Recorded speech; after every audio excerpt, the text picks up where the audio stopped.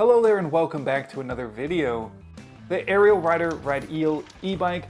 I really like this thing, but today we're going to do some affordable upgrades and see if we can make it just a little bit better. All of the upgrades you'll see today cost less than $150 total, and I think it made a significant difference in performance and style. And that's truly all that matters. But before we get started, let's go ahead and weigh the bike as it is, so we can see if we cut any fat once we're done. 51.98, and that's with my deity pedals. We can do better. Let's start by replacing these heavy stock tires with these very color coordinated Kenda Flint Ridge gravel tires in a 45mm width. I went with gravel tires to give this bike good traction on any road or path I may take it down, and the Kenda Flint Ridge tire is a pretty fast rolling gravel tire. The stock tire weighs 2.36 pounds, and this new Kenda gravel tire weighs 1.19 pounds. That is a significant decrease in weight. Changing the front tire on this bike was simple, but removing the back wheel off this bike is a major pain in the ass. You have to disconnect the motor cable, cut the zip tie holding that cable to the frame, remove the axle nuts with an 18mm socket, and then hope and pray that your axle did not rotate and get wedged in the dropouts like mine did. I'm a complete moron and tried hammering it out, but you definitely shouldn't do this.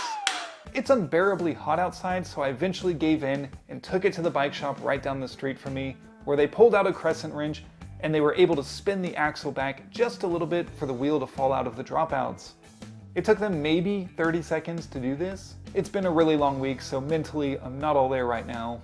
I still think removing this back wheel is a complete hassle, but thank you to Bike World for being the hero I need, not the one I deserve. I'm going to continue running tubes on this bike for now, but eventually I may try to convert this bike tubeless. Next, I turned my attention to the cockpit. I decided to go with these Ritchie Comp Riser handlebars in a 740mm width with a 35mm rise. This bike is just for cruising around, so I wanted a more upright and comfortable seating position. Here are those new bars next to the stock ones so you can see the difference. I had this 45mm stem in my parts bin and decided to use it to further enhance the comfort of this bike. As mentioned in my review on this bike, I didn't love the slip-on grips as they did move a little bit when you were using the throttle. To make this bike as aesthetically pleasing as possible, I found these brown SDG Thrice lock-on grips. When removing everything from the stock handlebars, there isn't a ton of slack in the cables, so you can do this awkward dance where you're shifting the handlebar back and forth to get everything off, or you can just cut the zip tie holding it all together. The stem did fit differently on the steer tube, so I did have to run some additional headset spacers. Luckily, I bought a package of those a few months ago. After putting everything back on off camera, I realized the full-length grip on the right side with the throttle wasn't going to work. When having the full grip and using the throttle, your hands are just way too far inboard and you're grabbing the brakes with your ring and pinky finger, and it's just not safe or comfortable. So I'm gonna have to cut this brand new grip in half, hacksaw through it, and hope it doesn't look awful. So a smart man would measure twice, cut once, but it is summer in Texas, so I'm just gonna do this the old-fashioned way and cut it the same length as the grip that came on the bike. I was hoping that it would be just where these ribs are, so I wouldn't have any of these circles and it would look a lot cleaner, but it does extend a little bit past that. I don't know how hard it is to cut this rubber, but we're gonna find out.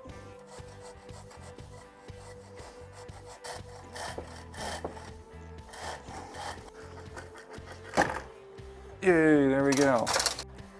Ooh, that is ugly. I did a horrible job. But here's the thing, I don't really care. All that's left to do is to adjust the levers, torque everything down, and enjoy the fruits of my unskilled labor. Ta-da! Let's go ahead and weigh the bike with these upgrades. The bike now weighs 49.26 pounds, which is a weight savings of 2.72 pounds. That is awesome. I think if I did convert it tubeless, that would have easily been over 3 pounds. In theory, shaving that much weight should extend the range ever so slightly. I don't really have the time or desire right now to film that theory. You're just gonna have to take my word for it. I did a few test laps in my neighborhood, and yes, this thing felt a little more sprightly in acceleration. Top speed is still 22 miles per hour because saving weight doesn't change when the motor cuts off. Now look at this thing. This bike looks 100 times cooler with these simple upgrades. I can also confirm it's much more comfortable to ride with these upgrades. The reach is shorter, the rise is higher, and my back thanks me for it. Let me know what you think down in the comments, what you think of these upgrades and this bike in general. I don't ride this bike all that often, but if you do have any video ideas for this bike, feel free to let me know. Sorry, that's all I really have for today. Thank you so much for watching, and until the next one, stay rowdy within reason.